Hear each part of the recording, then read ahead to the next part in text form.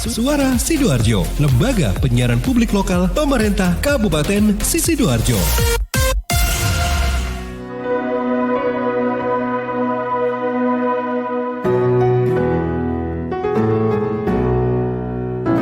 Berbagai topik menarik dikupas dalam dialog hari ini.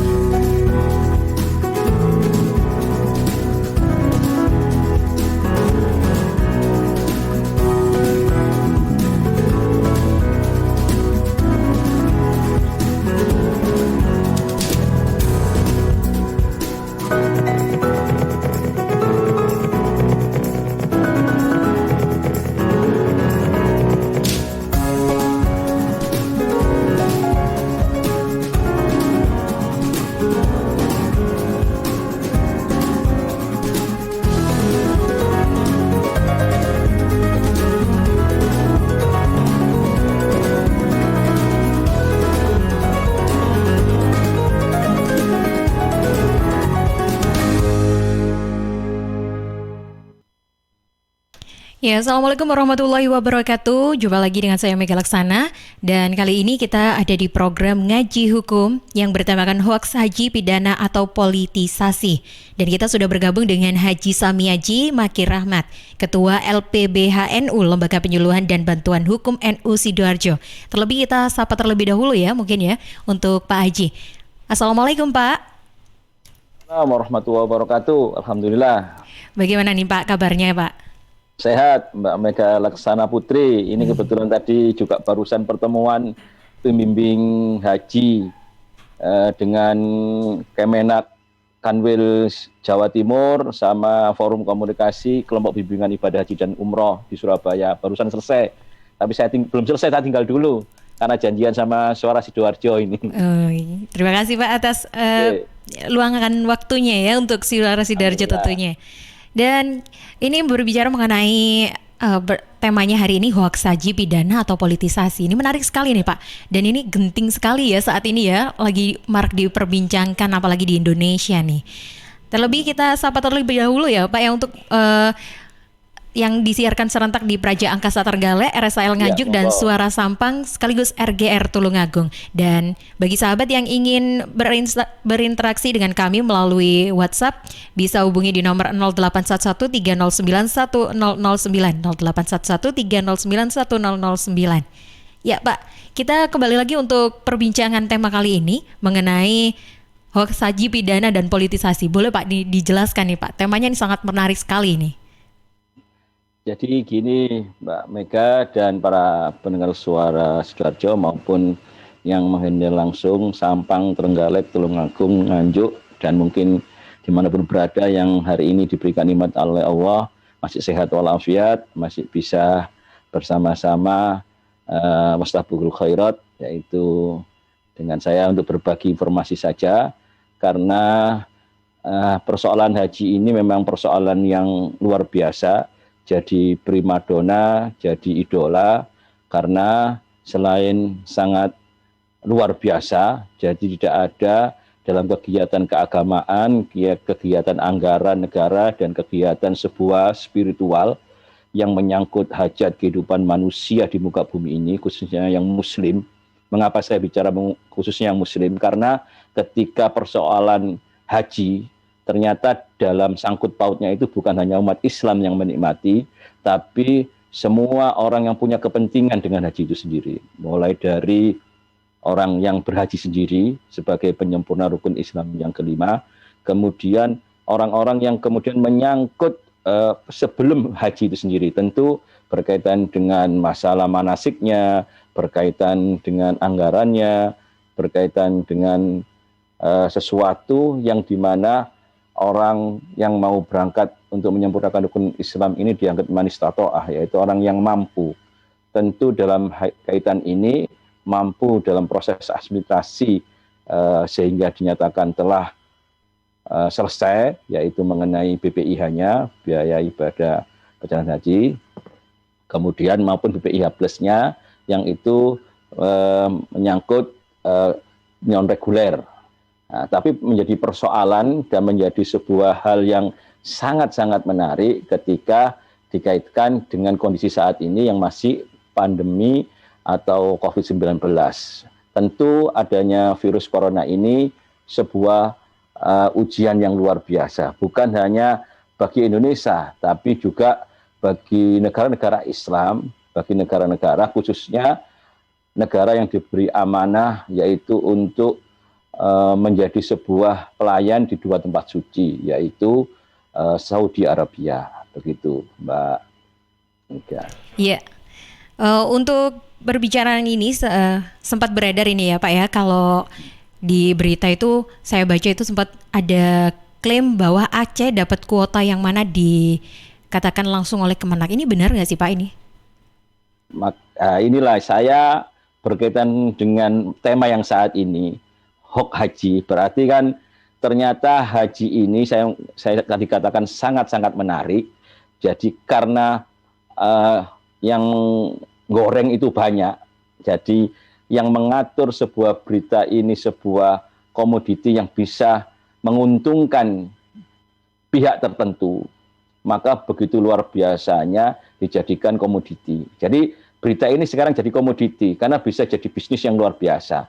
Jadi tidak membahas tentang anggaran haji, itu orang yang YouTuber, orang yang buzzer, orang yang kemudian di medsos, itu karena mungkin dia punya juga peluang untuk memperoleh keuntungan dari apa yang disiarkan itu, akhirnya mengesampingkan informasi-informasi yang kemudian kebenarannya dan kevalidannya itu belum ditabayunkan, belum ditaskaikan kepada pihak-pihak yang punya kepentingan. Ini, jadi jangankan bicara Aceh, Indonesia saja, bahkan negara-negara Islam yang selama ini menunggu kota dari pernyataan resmi Kerajaan Saudi, dan di Indonesia dalam kaitan ini diwakili resmi oleh Duta Besar Kerajaan Saudi yang ada di Jakarta, menyatakan bahwa sampai saat ini pemerintah atau Kerajaan Saudi itu belum mengeluarkan kota kepada negara, apalagi kepada daerah. Seperti yang sempat mencuat bahwa Malaysia diberikan tambahan kota 10.000. Bagaimana bisa kemudian informasi itu mencuat? Belum lagi informasi bahwa ada 11 negara yang sekarang ini diberikan kelonggaran atau persentase yang bisa masuk ke Saudi. Itu tidak ada kaitannya dengan haji, tapi godokannya luar biasa. Dalam informasi itu sampai anggota yang terhormat, legislator yang ada di negara yang seharusnya mewakili rakyat, begitu memberikan informasi yang akhirnya membuat rakyat ini, terutama orang yang saat ini mengharapkan bagaimana bisa berangkat haji, karena sangat menunggu waktu yang lama. Jawa Timur aja, Mbak Mega, itu sekarang ini untuk menunggu untuk bisa berangkat haji itu waiting list-nya itu sampai 31 tahun. Daftar tunggunya itu sampai 31 tahun. Jadi sesuatu yang kemudian secara akal kita hitung, kan begitu akhirnya. Wah, kalau saya nanti daftar ini usia 40, berarti nanti 71 tahun berangkat, kan sudah masuk kategori renta. Renta ini tentu dalam orang yang mau berangkat haji, itu secara akal ya itu ya. Nanti resiko tingginya itu masuk kategori. Nanti penyakit ini, belum lagi nanti encok, belum lagi sendi. Tentu akhirnya pikiran-pikiran yang sederhana, pikiran kekhawatiran itu yang, nah ini yang mulai digoreng ini sama orang-orang yang penting. Belum lagi masalah dana. Dana haji yang katanya untuk proyek infrastruktur, kemudian dipakai untuk ini dan seterusnya, sehingga dana orang yang sekarang untuk haji sekarang ini sebetulnya sudah kosong. Itu dilakukan orang-orang yang secara selama ini publik itu punya pengaruh. Dalam kaitan inilah saya melihat bahwa hok haji ini akhirnya sesuatu sebuah pilihan dari pemerintah. Kalau ini memang politisasi, maka harus juga diselesaikan secara politisasi. Artinya apa? Ada sebuah bargaining position di pemerintah maupun di luar struktur pemerintah yang harus menyelesaikan. Kalau pandangannya selama si A memimpin kemudian harus diserang supaya kemudian nanti ini rakyat bingung dan rakyat kemudian khawatir dan rakyat kemudian marah, rakyat kemudian demo dan seterusnya, maka di situ maka kemudorotan yang menjadi sebuah sasaran. Maka bisa jadi informasi yang tadi itu saya ngomong hoax itu kan apa? Hoax berarti kan tidak benar. Maka menjadi sebuah tuntutan pidana, harus tegas pemerintah. Artinya aparat hukum harus tegas. Memilah-milah ini.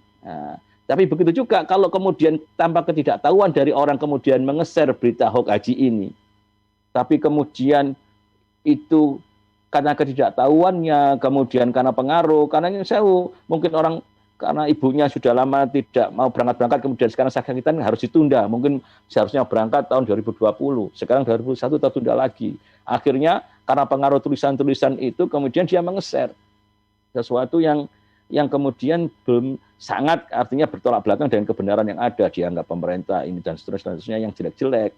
Nah, ini kalau ujaran kebencian dijadikan sandaran maka menjadi pidana. Tapi dalam kaitan ini saya juga tidak berharap kemudian yang kecil seperti ini kemudian aparat juga begitu reaktif, mereaksi kemudian menjadi pidana. Menjadi saya sangat setuju dengan anjuran dari Kapolri bahwa dalam kasus yang berkaitan dengan medsos itu perlu ada restorasi justice. Kalau kemudian orang masyarakat ini memang awam, kemudian masyarakat ini memang tidak tahu, ya harus kita berikan sesuatu kebijakan-kebijakan. Tapi sebaliknya orang-orang yang pandai, orang-orang yang sudah tahu di balik itu bahwa itu kemudian digoreng, inilah yang harusnya ada ketegasan. Karena apa? Dari politisasi itu sebetulnya di balik itu dia meng-create. Jadi kalau dia istilahnya diarahkan ke pidana, saya nggak ngomong kok, saya tidak menyebut orang, kan gitu, mesti kan begitu. Nah, seperti jujur aja sekarang lagi rame, orang itu tidak layak didandani model apa wae, bahkan ngurusi soal haji saja karena tidak kompeten. Nah, ini kan masih bias sasarannya. Tapi ketika orang membaca itu tujuannya ke siapa, pasti tahu kan gitu. Nah, itulah Mbak. Jadi memang sekarang ini harus ada keseriusan menurut saya supaya tidak liar informasi di medsos, apalagi melalui berita-berita yang mainstream, berita-berita yang kemudian itu ternyata blok karena kepentingan kapitalis, kepentingan modal, sehingga melalui berita-berita yang seharusnya itu menjadi kepercayaan rakyat, dan kita menjadi kepercayaan pembaca, menjadi kepercayaan masyarakat, baik itu medsos yang notabene itu benderanya mengaku dirinya itu Islam, wastabiqul khairat, dan gitu kan. Nah, mari bersama-sama menjernihkan persoalan ini, jangan sampai haji ini menjadi komoditi yang digodok sehingga malah nyun sewu orang yang berangkat sebetulnya bisa menerima, ngambil hikmah, tapi kemudian menjadi sesuatu yang kemudian khawatir, sakit, kemudian bisa dari situ dia stres, depresi, kan gitu. Iya, benar sekali, Pak. Iya, kalau dilihat dari curhatan anak dari orang tua yang gagal ini, apalagi gagal ngaji ini sangat menyayat hati ya Pak ya, karena orang tuanya ini ada ya salah satu artikel di mana dia itu mengangkat sebuah cerita anaknya, di mana menceritakan rasa kasihannya dia kepada orang tuanya yang dia itu seorang petani, udah 15 tahun menabung demi bisa naik haji. Tapi dari fenomena tersebut tidak mempengaruhi bahwasannya kondisi batal haji yang di tahun 2021 ini yang sempat mensimpang siurkan masyarakat ini. Kalau menanggapi fenomena yang seperti anak itu tadi bagaimana nih Pak? Nah ini gini, jadi kembali kepada semua saja, kepada masyarakat yang sekarang pendengar Suara Sidoarjo dan maupun radio yang lain yang dalam satu jaringan, bahwa urusan haji itu adalah panggilan. Dan ketika berbicara panggilan kemudian kaitannya itu mampu, kemudian ini kan bagian sesuatu, bukan negara yang tidak mampu memberangkatkan kan begitu, tapi memang situasional dari sebuah ujian yang diberikan oleh Allah. Kebetulan saat ini ada virus corona, COVID-19, bahkan varian-varian baru sudah mulai ke permukaan, maka kita ya artinya ikhtiar kita tetap sebagai manusia tetap. Tapi kita ingat bahwa bagian dari doanya Nabi Ibrahim yang diijabah, Rabbana inni askantu min dzurriyyati biwadi ghairi dzi jar'in inda baitikal mukarram. Rabbana liqimus sholata waj'al afida minan nas tahwi alaihim narzuqnas samarat la'allahum yashkurun.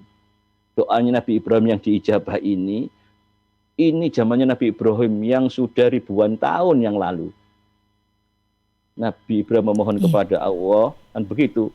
Rabbana, minta kepada bagian dari keturunanku yang telah ditakdirkan ada di Wadi Ghairi inda Baitul Mukarram, ada di lembah yang sangat gersang di Baitul Mukarram, yaitu tempat yang kau muliakan. Apa? Berarti ada sebuah panggilan Nabi Ibrahim memohon kepada Allah, nanti anak keturunanku itu sesuatu ketika kemudian kau takdirkan ada di sini, maka kami mohonkan. Rabbana liyuqimus sholata, menjadi orang-orang yang mampu menegakkan sholat. Wajal afidamin. Kemudian apa? Ada tahwi ilaihim. Ada kecenderungan. Kecenderungan kepada apa? Untuk dipanggil oleh Baitullah.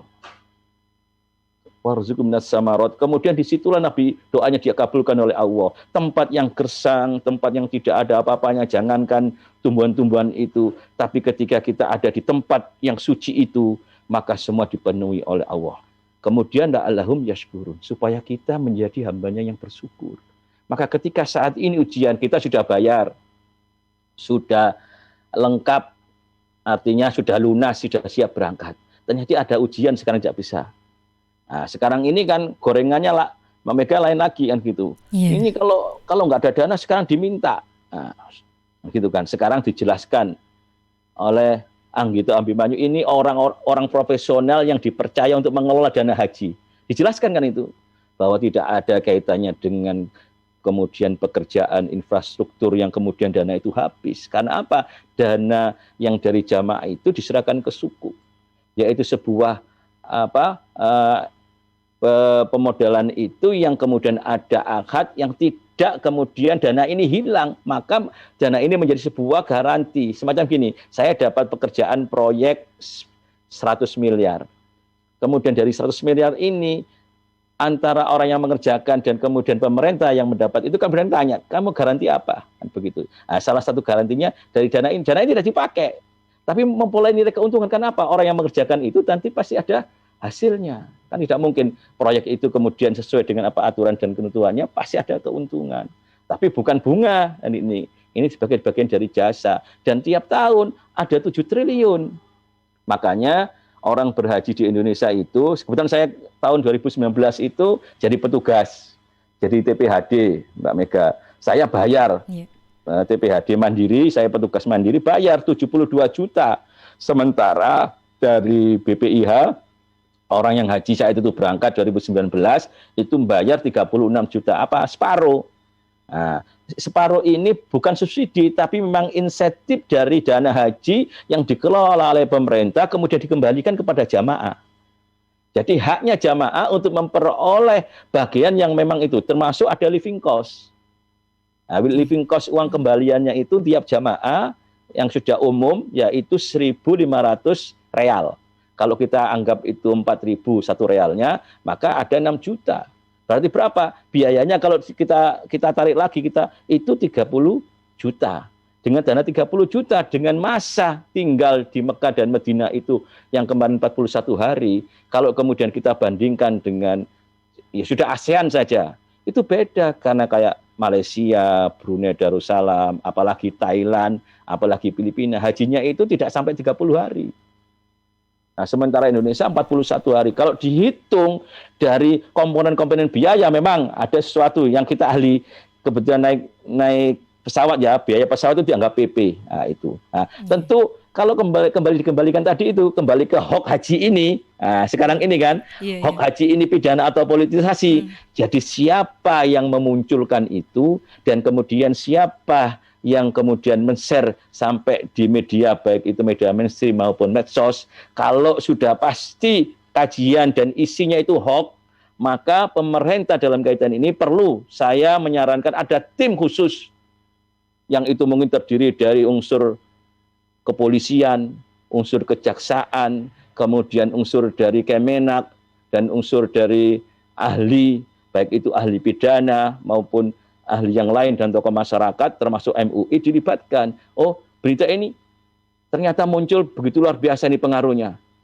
Walaupun dari figur yang memang punya pengaruh. Kalau memang itu sengaja dia mempolitisasi dan ada unsur pidana dua-duanya, maka harus ada diselesaikan. Jangan kemudian dibiarkan menggelinding liar dan dianggap itu menjadi informasi yang benar. Itu sementara Mbak Mega. Iya, baik. Kita lanjut untuk sesi selanjutnya ya Pak ya. Kita jeda terlebih dahulu.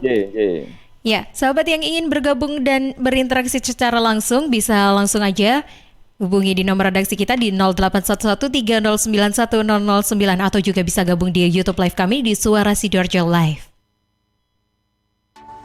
Halo arek-arek Jawa Timur, piye kabare? Muga-muga kabeh apik yo. Saya Via Valen mau mengajak kita semua untuk tetap jaga kesehatan di tengah pandemi. Yuk ikut gerakan pakai masker dan tetap ikuti anjuran pemerintah. Dengan cara tetap jaga jarak, sering cuci tangan pakai sabun, hindari keramaian, dan pakai masker kalau keluar rumah. Yuk jaga kesehatan karena banyak orang tersayang yang ingin terus bersamamu. Bersama, kita lawan COVID-19 dengan terus mengingatkan hal-hal baik. Masih banyak banget saudara kita yang belum paham betapa bahayanya COVID-19. Oleh sebab itu, penting untuk kita saling mengingatkan. Semoga kita semua selalu sehat dan tetap produktif di kala pandemi. Ingat, ojo lali nggawe masker ya. Ya sahabat, seiring bertambahnya usia, tubuh mulai bersifat asam atau asid sehingga mudah terserang penyakit. Segera perbaiki pola makan dan perbanyak asupan alkalin seperti sayur, buah, dan Cheers Alkalin Powerade. Cheers Alkalin air minum kesehatan dengan pH tinggi 8,5 yang setara dengan sayur dan buah. Punya manfaat meningkatkan metabolisme dan daya tahan tubuh terhadap virus, menjadi antioksidan alami pencegah kanker, menjaga kekuatan tulang dan gigi, membantu penyerapan mineral lebih efektif, membantu hati dan ginjal membuang racun dari tubuh, beserta mencegah sakit mah. Info lengkap Cheers hubungi di Sutrisno di 0821 4225 6646. 0821 4225 6646. Cheers, healthy drinking water. Suara Sidoarjo, lembaga penyiaran publik lokal pemerintah Kabupaten Sidoarjo. Panggilan sidang dari agama Sidoarjo atas nama Muhammad Muiz bin Mauna AM, dulu tinggal di Dusun Sedati Agung 1, nomor RT 5, RW 2 Desa Sedati Agung, Kecamatan Sedati, Kabupaten Sidoarjo. Sekarang tidak diketahui dengan jelas tempat tinggalnya. Saudara Muhammad Muiz bin Muna AM dimohon hadir di persidangan Pengadilan Agama Sidoarjo Jalan Hasanuddin nomor 90 Sidoarjo pada hari Senin 14 Juni 2021 jam 9 pagi. Panggilan sidang ini dari Pengadilan Agama Kabupaten Sidoarjo. Suara Sidoarjo, lembaga penyiaran publik lokal pemerintah Kabupaten Sidoarjo. Panggilan sidang dari Pengadilan Agama Sidoarjo atas nama Sunarto bin Arjo Tasman. Dulu tinggal di Taman, RT 11 RW 2 Kelurahan Taman, Kecamatan Taman, Kabupaten Sidoarjo. Sekarang tidak diketahui dengan jelas tempat tinggalnya. Saudara Sunarto bin Arjo Tasman dimohon hadir di persidangan Pengadilan Agama Sidoarjo Jalan Hasanuddin nomor 90 Sidoarjo pada hari Senin 14 Juni 2021 jam 9 pagi. Panggilan sidang ini dari Pengadilan Agama Kabupaten Sidoarjo. Tisu, masker, hand sanitizer, apa lagi ya? Situ mau kerja atau mau camping sih? Kayak mau naik gunung aja. Hello, selama ini kemana aja? Ini yang perlu disiapin buat adaptasi kebiasaan baru alias new normal. Sekarang ini kita kudu dan harus terbiasa dengan kebiasaan hidup sehat, bersih, sesuai protokol kesehatan. Saat ini kita dalam perubahan pola hidup dalam situasi pandemi COVID-19. Jadi kita perlu melaksanakan adaptasi kebiasaan baru atau protokol kesehatan dalam kegiatan sehari-hari. Jangan lupa pakai masker, tetap jaga jarak, sering cuci tangan pakai sabun dengan air mengalir. Sediakan hand sanitizer kemana-mana. Kalau flu, di rumah saja. Nggak perlu bersalaman, say hello saja. Kalau nyampe di rumah, langsung mandi. Gunakan uang elektronik. Kalau naik kendaraan umum, jaga jarak. Balita atau lansia di rumah saja. Ayo menuju new normal dengan melaksanakan protokol kesehatan dan menerapkan adaptasi kebiasaan baru. Hei, udah jam berapa nih? Kebiasaan telat juga masuk new normal ya? Ada yang kurang satu, uang sakunya belum. Iklan layanan masyarakat ini persembahan Dinas Kesehatan Kabupaten Sidoarjo.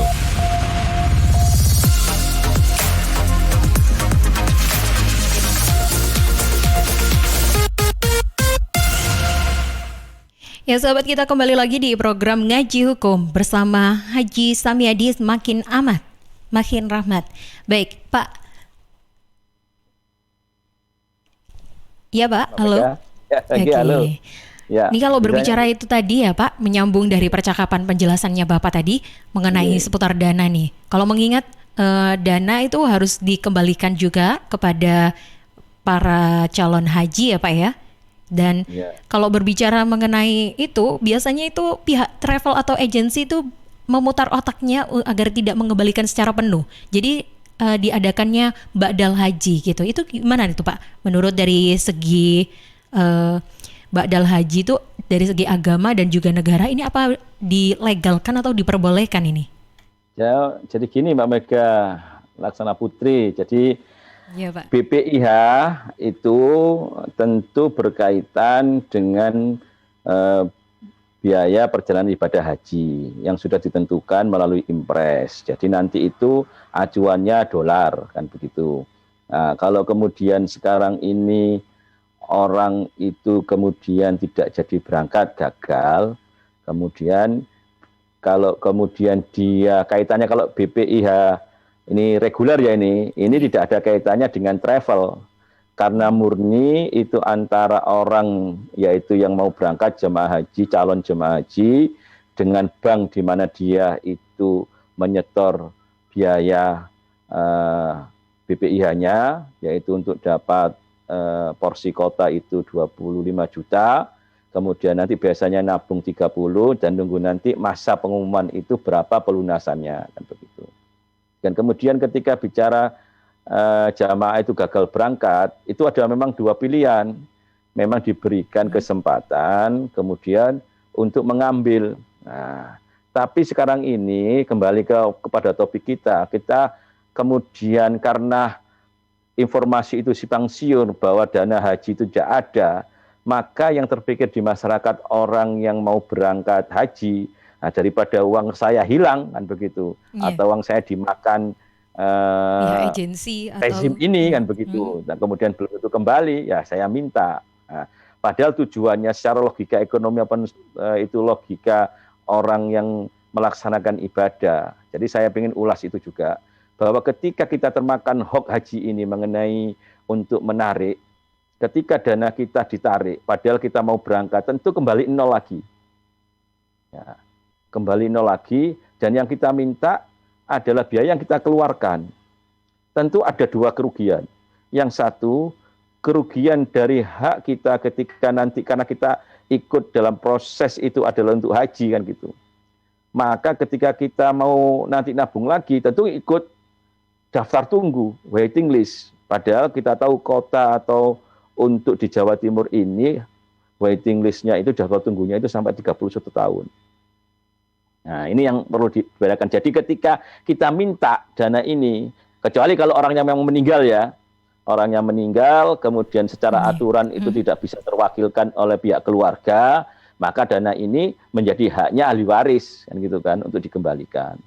Gitu. Tapi kalau kemudian termakan isu itu kemudian diminta, nah, tadi itu ada dua kerugian. Satu, ketika kita nabung lagi harus nunggu. Kemudian kalau kemudian kita dengan ba'dal tadi itu enggak bisa orang ba'dal kan gitu kan, orangnya itu orang ba'dal haji itu satu kalau orang itu meninggal, yang kedua karena ada suatu sifatnya halangan yang permanen, orang itu sudah sakit yang tidak memungkinkan harus berangkat atau dia kena stroke total seluruh tubuhnya karena lumpuh kan begitu.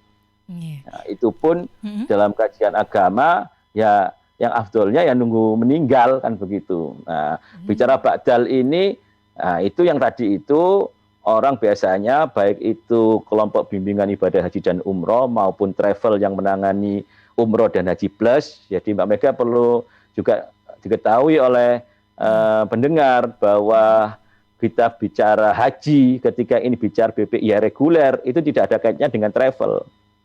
Tidak ada kaitannya dengan travel yang ngurusi haji plus karena beda ya anunya, alurnya itu beda. Kalau kita BPIH plus itu berarti kita menggunakan nilai dolar yang dinabung itu ke bank yang sudah ditentukan, kemudian oleh travel itu dengan biaya yang sudah ada minimal dari Kemenak, ada ketentuannya juga nanti dari impres. Biasanya untuk dapat porsi itu dia harus nabung minimal $4.500.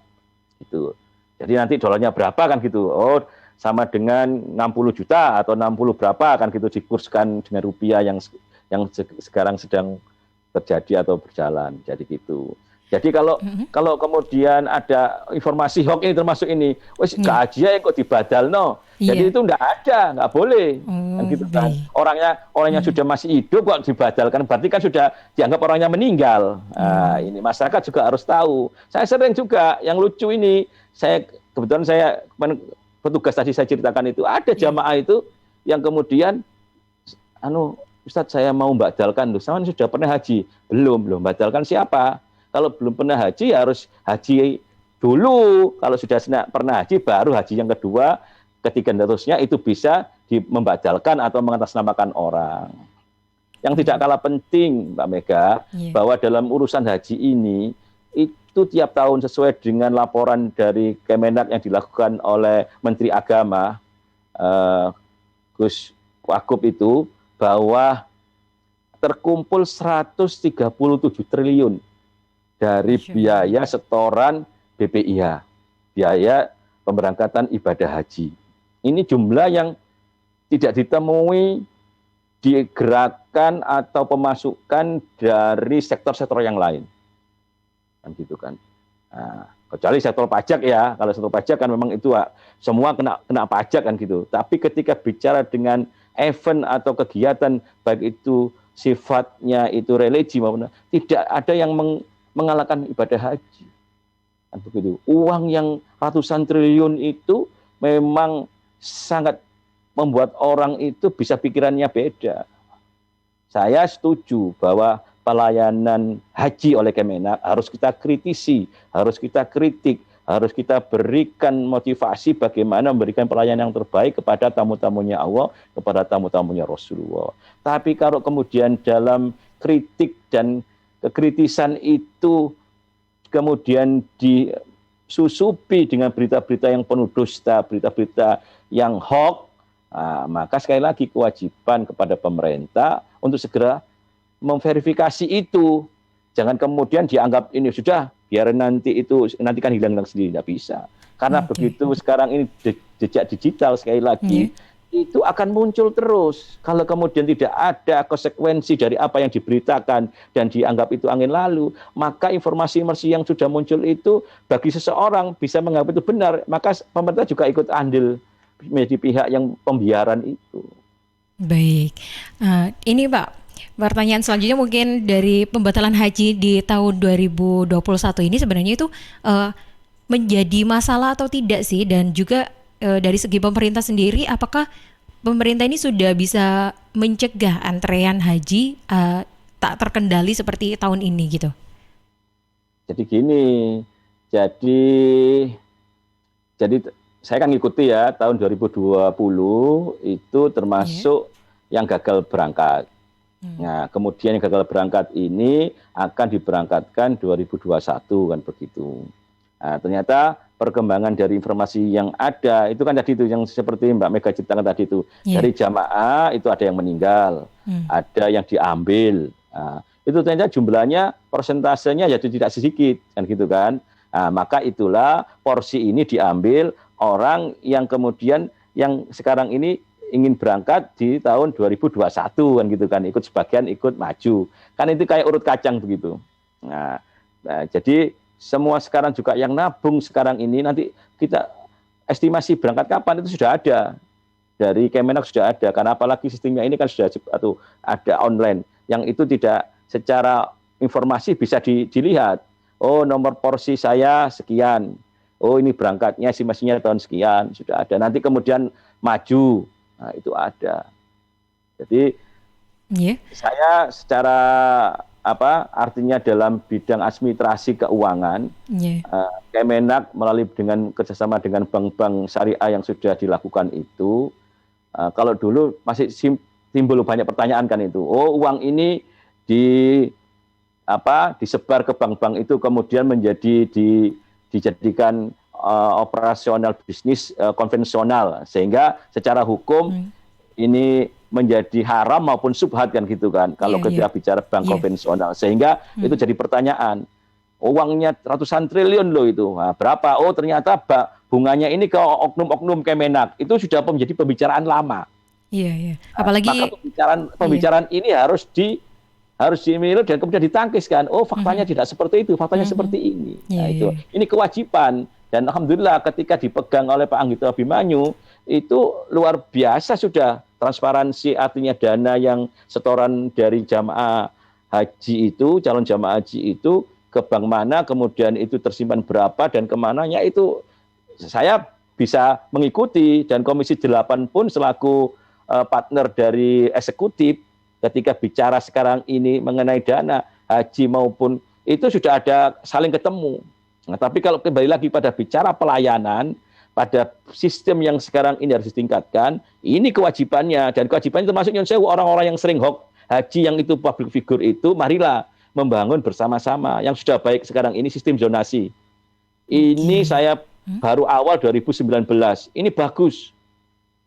Jujur aja sangat-sangat bagus. Nah, ini seharusnya yang informasi-informasi yang bangun ini dibangun. Jangan hoax hasilnya aja yang itu melawan rezim, yang itu nanti, wah kalau ini harus tak serang ini, karena saya nggak suka dengan figurnya si Fulan. Oh ini, karena kalau ini yang jadi, saya nggak dapat jatah ini. Ya, ini yang repot ini, kan gitu, Mbak Mega.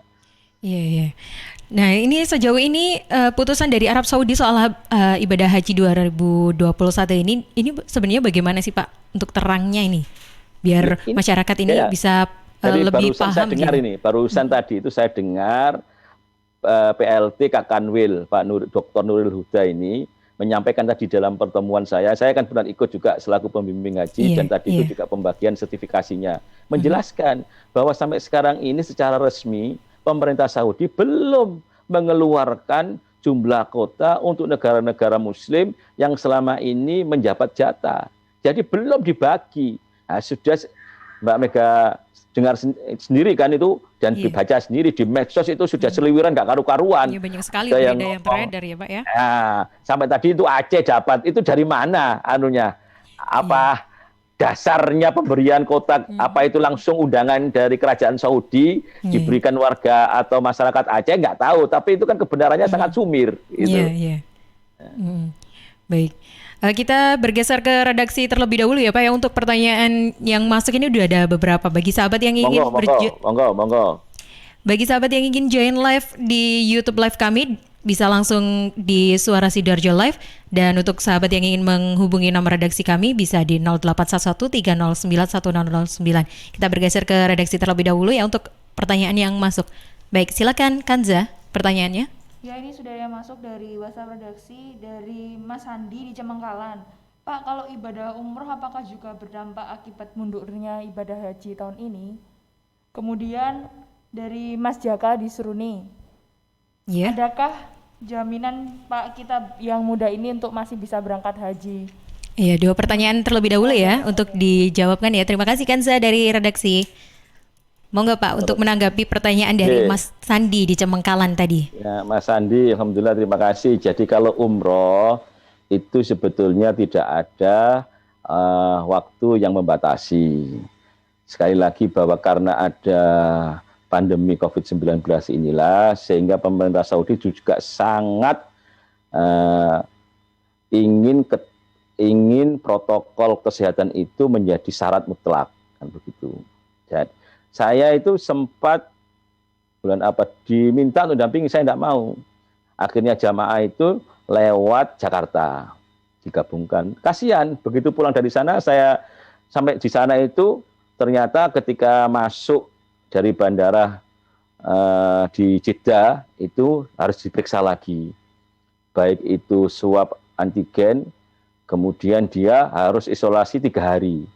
Baru setelah 3 hari, ketika kemudian itu dinyatakan dari swab PCR-nya itu negatif, baru bisa melaksanakan umroh, dan itu pun harus nunggu.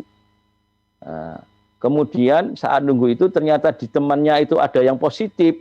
Ketika tadi itu dalam satu rangkaian satu pesawat, itu semuanya tidak jadi diumrohkan, diperiksa lagi. Nah, begitu ketatnya Mbak Mega.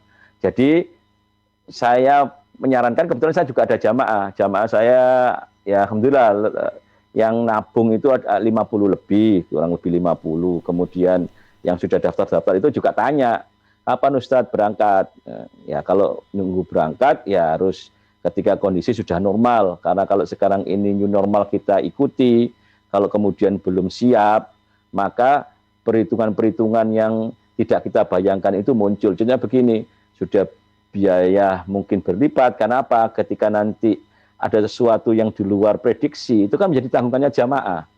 Contohnya tadi itu, ketika orang di sana kemudian diisolasi 3 hari ternyata positif, kemudian dia diisolasi lagi 14 hari, itu biayanya bukan biaya dari pemerintah, tapi menjadi biayanya jamaah sendiri. Nah, kemudian lagi umroh hanya sekali, dan umroh pun juga pakai barcode itu kemudian dibatasi waktunya.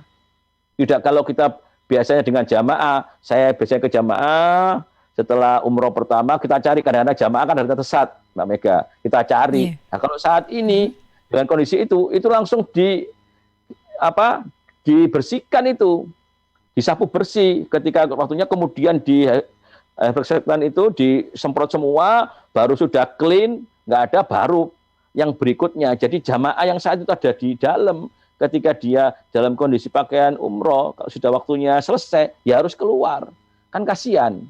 Kalau kemudian secara ilmu, juga secara kepuasan dia beribadah, itu belum akhirnya terpenuhi. Kalau kita ditanya, ganjarannya gimana Ustadz?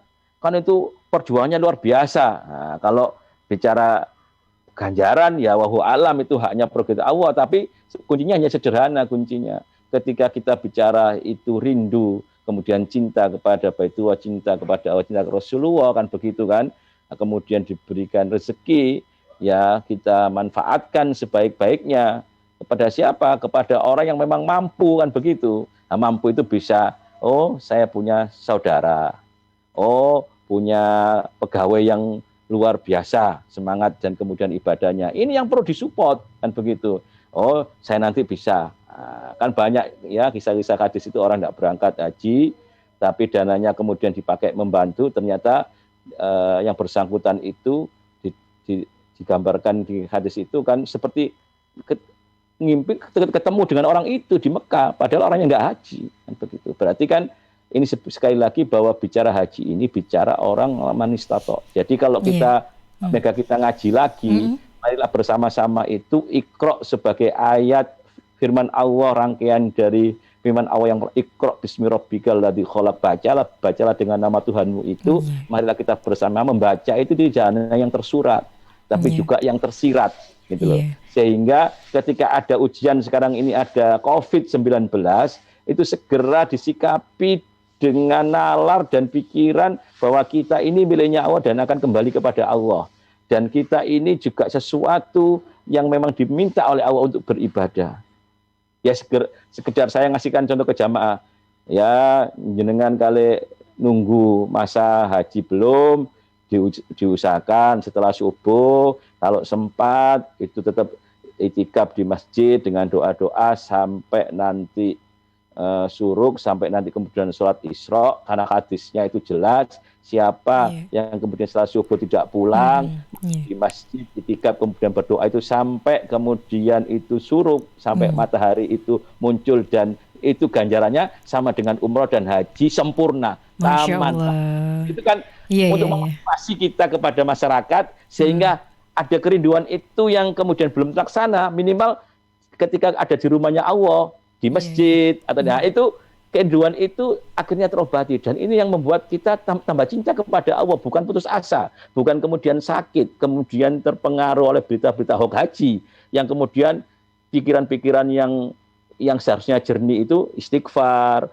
kemudian banyak sholawat, kemudian meningkatkan ibadah, malah jarang ke masjid. Apa aku malu, aku ini berangkat tahun 2021 gara-gara gak sido, gak sido jamaah. Nah, itu menurut saya pikiran-pikiran itu harus dikesampingkan, Mbak Mega. Oke, baik, itu tadi mungkin sedikit pencerahan sekaligus jawaban dari Mas Sandi di Cemangkalan sekaligus Jaka di Seruni ya. Soalnya pertanyaan ini hampir sama ya dengan pertanyaan dari Mas Sandi ya ini. Tadi udah dijawab sekaligus nih sama bapaknya ini ya, mengenai itu tadi jawabannya. Baik Pak, untuk sesi terakhir nih Pak, closing statement bagi untuk sahabat Jawa Timur tentunya di tema kali ini, hoax haji pidana atau politisasi. Jadi saya kembalikan kepada orang-orang yang pintar sebetulnya. Kalau orang-orang yang kita ini kan sebetulnya ngikuti aturan, kemudian kalau kemudian merasa tidak puas kan gitu kan, kita bantu doa. Tapi ketika bicara urusan haji itu sebetulnya acuannya sudah ada di Undang-Undang Nomor 8 tahun 2011 tentang haji, di mana berisi teknis pelaksanaan haji maupun umroh dan mengantisipasi berbagai persoalan-persoalan yang terjadi. Dan memang kalau bicara COVID-19 tidak ada di undang-undang kalau ada COVID dan seterusnya. Memang undang-undang ini ada ketika COVID juga belum muncul kan begitu. Karena ini bagian proses yang lama juga diimpikan. Tapi jadi saya berharap sekali lagi orang-orang yang sekarang ini mampu di dunia medsos itu punya kelebihan untuk kemudian membagi-bagikan informasi, menge-share kemudian baik itu video, berita dan seterusnya. Marilah berpikir yang sederhana bahwa semua itu akan nanti dipertanggungjawabkan. Iqra kita baka kafa binafsi al-yaum 'alaika hasibah. Bacalah Iqra kita, bacalah catatanmu. Apalagi catatan ini bukan untuk dirinya, tapi juga di-share untuk orang lain. Yang tentu punya efek akibat apa yang telah dilakukan itu. Kalau kemudian informasi itu kesannya sewu. Ini sempat saya baca itu salah satu ya mubalek kondang. Kemudian dijawab dengan sistematis dan kemudian yang bersangkutan kemudian ngakui, oh ya, saya ternyata mendapat informasi dari sebelah. Dan informasi ini ternyata belum di cross check. Bagaimana dana haji, bagaimana kemudian manajemen dari dana-dana yang dikelola ini. Hanya tahu kulitnya saja, sudah kemudian disisipi dalil-dalil, disisipi dengan sesuatu yang bertolak belakang sehingga masyarakat resah. Masyarakat menjadi susah. Masyarakat yang seharusnya itu mari bersama berdoa, bermunajat di malam hari, mari bersama-sama mengetuk pintu langit, sama-sama mari kita taubatan nasuka. Masa kita diuji COVID sampai 2 tahun belum selesai-selesai ini, maka semua mungkin Pak Jokowi atau melalui Ketua Umum MUI-nya atau Kemenak, mari bersama-sama memohon kepada Allah, jangan kemudian terbiasa apalagi merasa dirinya puas kalau kemudian berita yang disiarkan itu walaupun salah kemudian menjadi viral, menjadi dibaca oleh ribuan bahkan jutaan orang, bahkan kemudian nanti ketika bicara ini terjadi debat kusir orang-orang yang punya kepentingan bahwa yang satu membenarkan, yang satu kemudian menangkis, itu suka. Maka ketika itu terjadi kembali Iqra kita baca gitu, karena apa? Nanti semua akan dikisap, akan dimintai pertanggungjawaban oleh Allah Subhanahu wa taala. Jadi sekali lagi, kembali lagi juga gitu kepada pemerintah, marilah punya public speaking yang bagus. Punya humas, punya orang-orang yang mampu menjadi juru bicara, menjadi penerjemah dari Kemenak sebagai lembaga yang sementara ini secara monopoli, secara kewenangan undang-undang masih diberikan kewenangan untuk mengatur masalah haji dan umroh. Nanti kalau kemudian tidak amanah, tentu tuntutan masyarakat juga semakin tinggi. Tapi sebaliknya, kalau ini ada perbaikan, ada perubahan, kemudian masyarakat kemudian tahu transparansi dari penggunaan dananya, kemudian dari manajemennya, pengelolaannya, mulai dari akomodasi di tanah suci, pemondokan, kemudian bagaimana ibadah oleh pembimbing yang kompetensi, yang memenuhi standar, maka disitulah nanti ada sebuah simbiosis mutualisme.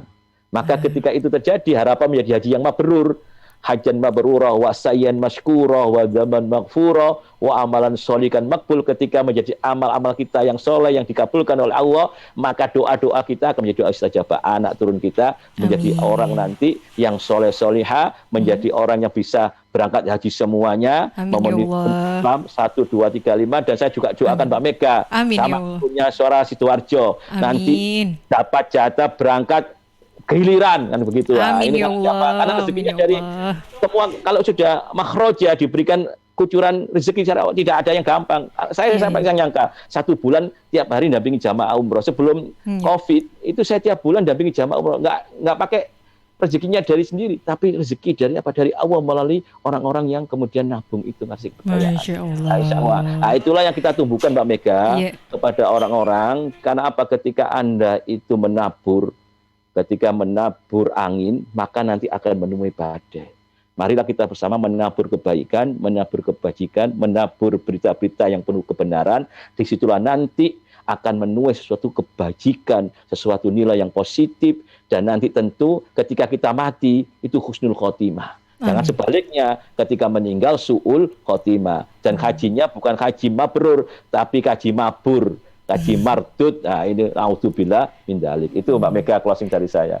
Baik, terima kasih Pak atas waktunya dan juga kesempatannya bisa bertemu dengan di program Ngaji Hukum ini yang bertemakan hoaks haji pidana atau politisasi. Baik, terima kasih Pak atas waktunya. Ya. Saya dan juga Pak Samiaji pamit undur diri di program Ngaji Hukum kali ini. Kita saksikan Ngaji Hukum di selanjutnya ya Pak ya. Terima kasih dan wassalamualaikum warahmatullahi wabarakatuh. Aduh.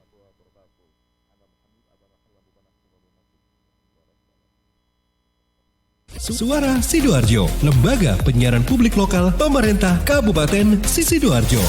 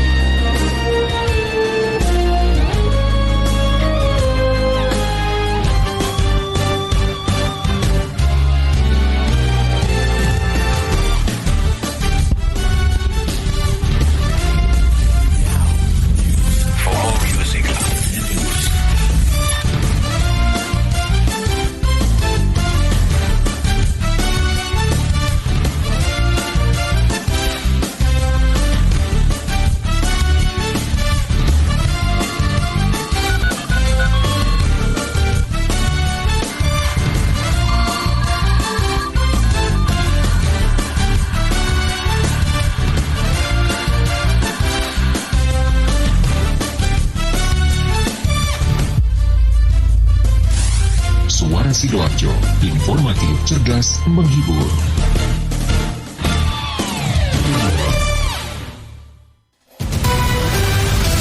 Selamat siang sahabat, inilah Kilas Sidoarjo jam 2 siang. Sebagai wujud harmoni